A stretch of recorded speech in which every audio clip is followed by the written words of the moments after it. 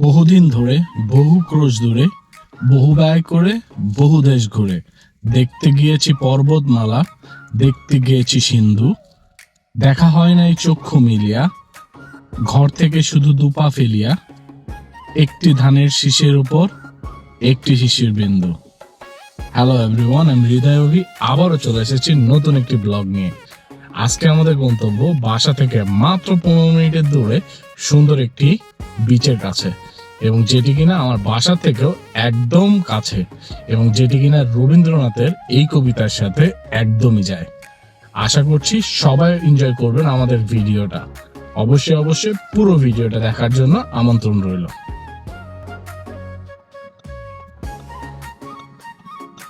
গত 2 দিন ইউকের ওয়েদার খুবই ভালো ছিল, সানি ওয়েদার ছিল, তেমন একটা বাতাসও ছিল না।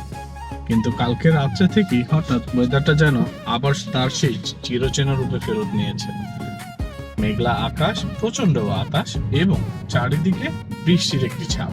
তার ভিতরেও যেন জনজীবন থেমে নেই, সবাই ছুটছে যে যার গন্তব্যে। আসলে ইংল্যান্ড এমনই, কেউর হাতেই সময় নেই তার নিজের জন্য। সব সময় যেন কোনো একটা ব্যস্ততার ভিতরে সবাই ছোটাছুটি। কেউ ছুটছে তার কাজের তাগিদে, কেউ ছুটছে হয়তো বা তার চিকিৎসার তাগিদে, অথবা কেউ ছুটছে তার জীবিকা নির্বাহের তাগিদে। আর সব মিলিয়ে যেন এই ব্যস্ত ইংল্যান্ডটি পৃথিবীর অর্থনীতিতে মাথা ছেড়ে যেমন দাঁড়িয়েছিল প্রথম বিশ্বযুদ্ধের আগে, ঠিক তেমনই এখনো পর্যন্ত দাঁড়িয়ে আছে পৃথিবীর শীর্ষস্থানে।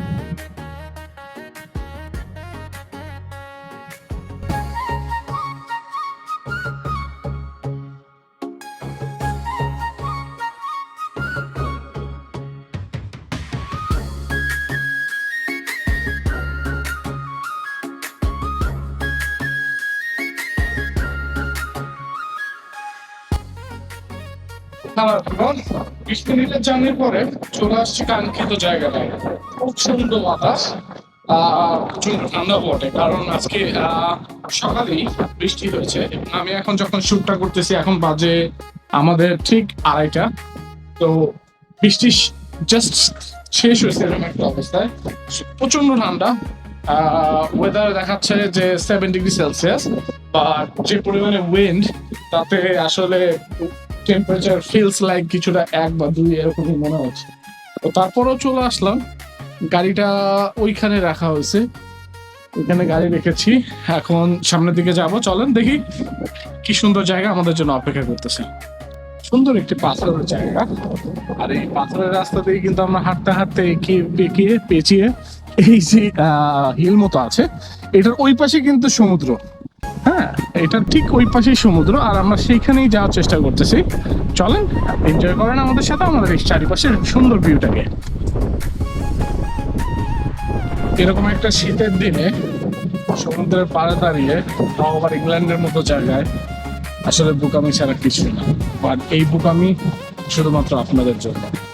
আমি এখানে আসছি আজকে এরকম একটা ওয়েদারে আপনাদের শুধু এই সৌন্দর্যটা তুলে ধরার জন্য।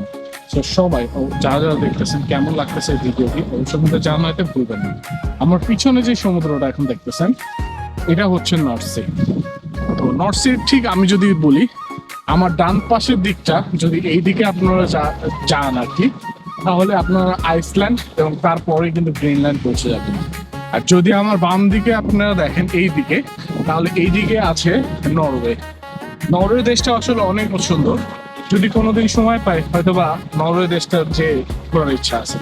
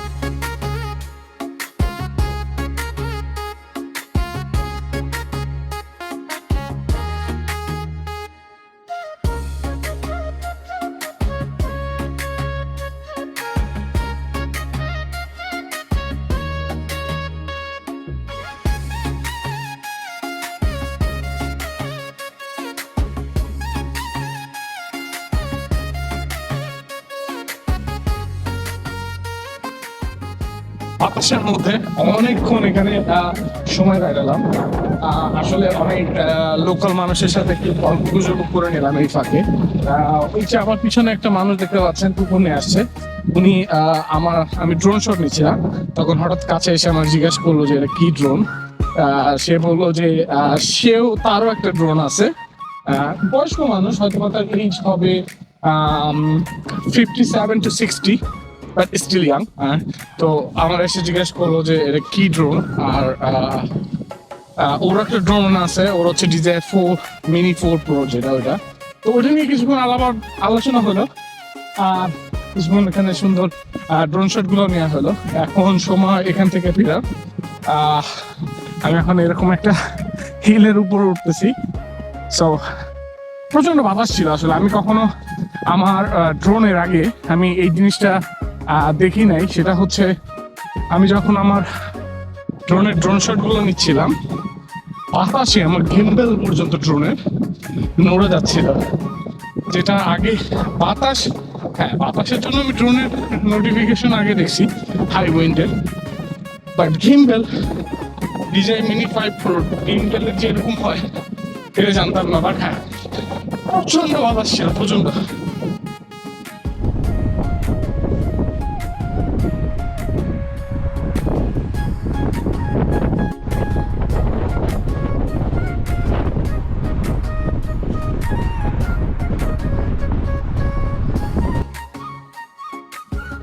গাড়ি পার্কিং এ এখানেই আমি গাড়িটা রেখে গিয়েছিলাম যাবার আগে।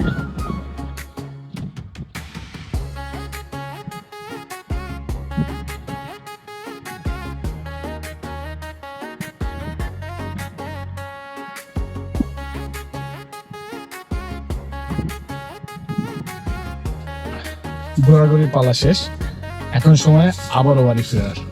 সেই উদ্দেশ্যে এখন রওনা দিব। কার পার্কই আছে, এখন আমরা রওনা দিব ব্যাক টু হোমের উদ্দেশ্যে। তো যারা যারা আমাদের ভিডিওটা এই পর্যন্ত দেখতেছেন, আশা করি আপনাদের ভালো লেগেছে। অবশ্যই আমাদের ভিডিও কমেন্টে জানাতে ভুলবেন না কি কোথা থেকে দেখতেছেন এবং কার কাছে আমাদের ভিডিওটা কেমন লাগলো। আশা করব আপনাদের প্রত্যেকটি কমেন্টের রিপ্লাই দিতে, এবং কারো যদি আমাদের কোনো ধরনের সাজেশন থাকে অবশ্যই কমেন্টে দিতে ভুলবেন না, কারণ আপনাদের সাজেশন এবং আপনাদের পছন্দই আমাদের নিত্য নতুন ভিডিও বানানোর অনুপ্রেরণা। আজকের মতো এখানেই চলি। সবাই ভালো থাকবেন, সুস্থ থাকবেন। আল্লাহ হাফেজ। এই মেঘলা দিনে একলা ঘরে থাকে না তুমি, কাছে যাব কবে পাবো ওগো তোমার নিমন্ত্রণ। এই মেঘলা দিনে একলা ঘরে থাকে না তুমি, কাছে যাব কবে পাবো ওগো তোমার নিমন্ত্রণ।